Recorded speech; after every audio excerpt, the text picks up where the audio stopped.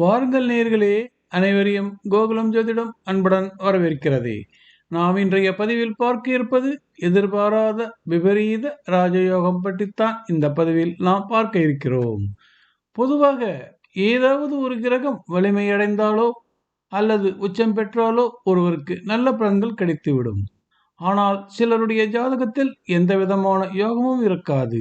அதாவது எந்த கிரகமும் சொல்லிக் கொள்ளும்படியான உச்சம் பெற்று பலன் தரும் நிலையில் இருக்காது. எந்த கிரகமும் பஞ்ச பரிவர்த்தனை யோகங்களில் எதனையும் பெற்றிருக்காது. மற்ற எந்த யோகமும் சொல்லிக் கொள்ளும்படியான வலிமையை பெற்றிருக்காது. ஆனாலும் பாருங்கள், எந்த யோகமும் இல்லாத ஒரு ஜாதகம் அற்புதமான வலிமையான யோகங்களை கொடுத்திருக்கிறது என்றால் அதனைத்தான் எதிர்பாராத விபரீத ராஜயோகம் என்கிறோம். ஒருவருடைய ஜாதகத்தில் 4 விதமான கோணங்கள் இருக்கிறது.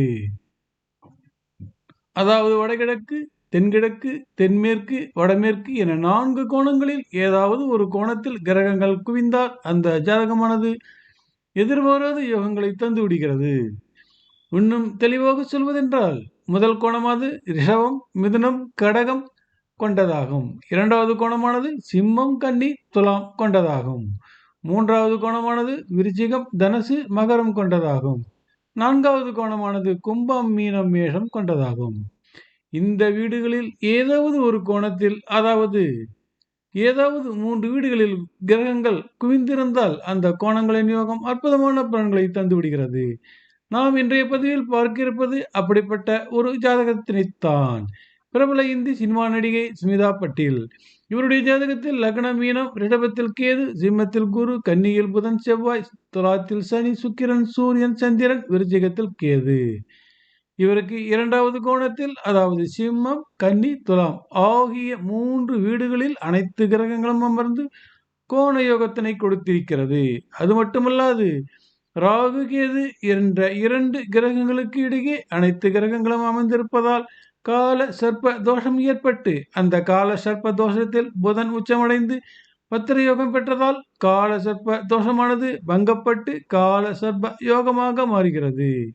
இந்த அமைப்பானது கோண யோகத்தோடு சம்பந்தப்பட்டதால் விபரீத ராஜ யோகமானது இவருக்கு கிடைத்தது. பொதுவாக கால சர்ப்ப தோஷமானது ஏற்படும் பொழுது ராகு கேது கிரகங்களுக்கு இடையே இருக்கும் கிரகங்கள் உச்சம் பெற்றிருந்தாலோ அல்லது வேறு யோகங்களோட தொடர்பில் இருந்தாலோ கால சர்ப்ப தோஷமானது கால சர்ப்ப யோகமாக மாறிவிடுகிறது. அப்படித்தான் இவருடைய ஜாதகத்தில் புதன் கன்னியில் அமர்ந்து பஞ்சமகா புருஷ யோகங்களில் ஒன்றான பத்திர யோகத்தினை பெற்றிருக்கிறார். அப்படித்தான் சுக்கிரன் சந்திரன் இணைந்து கருட யோகத்தினை தருகிறார்கள். இந்த கருட யோகம் இருந்தால் சினிமாவில் புகழ் பெறலாம். அப்படி கிடைத்த கருட யோகமானது கால சர்ப்ப யோகத்தில் இருப்பதால் விபரீத ராஜயோகம் இவருக்கு கிடைத்தது. கால சர்ப்ப யோகத்தில் கிடைத்த கருட யோகமானது சினிமாவில் இவரை முன்னணி நட்சத்திரமாக மாற்றி காட்டியது.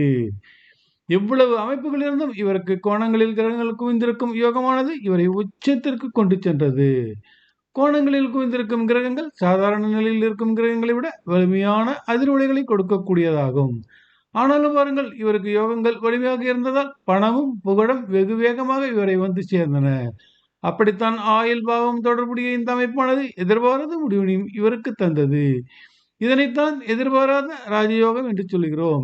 இவருக்கு சினிமாவில் புகழ் கிடைத்தது எதிர்பாராத ராஜயோகம் என்று சொல்கிறோம். இவருக்கு அதிக பணம் கிடைத்தது எதிர்பாராத ராஜயோகம் என்று சொல்கிறோம். இவருக்கு தனது வாழ்க்கையின் உச்சத்தை தொட்டதற்கு காரணம் எதிர்பாராத ராஜயோகம் என்று சொல்கிறோம். இவருக்கு 30 வயதில் ஆயுள் முடிந்ததையும் எதிர்பாராத யோகம் என்று தான் சொல்ல வேண்டியிருக்கிறது. எந்த ஜாதகத்தினையும் சில மணி நேரங்களில் பலன் சொல்லிவிட முடியும் என்றால் அந்த ஆராய்ச்சியானது முழுமையானதாக இருப்பதற்கு வாய்ப்பில்லை. எனவே எந்த ஒரு ஜாதகத்தையும் நன்கு ஆராயுங்கள். எந்த கிரகங்கள் எங்கு அமர்ந்திருந்தாலும் அதற்கு ஒரு நோக்கம் இருக்கும்.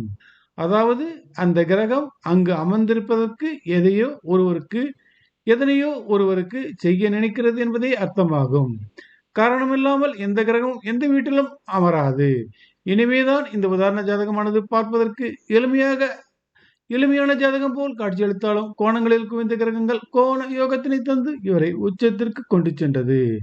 என்ன நேர்களே, ஒரு வித்தியாசமான ஜாதகத்தினை பார்த்தீர்களா? மீண்டும் பிறிதொரு பதிவில் சந்திப்போம் நேர்களே. நன்றி, வணக்கம்.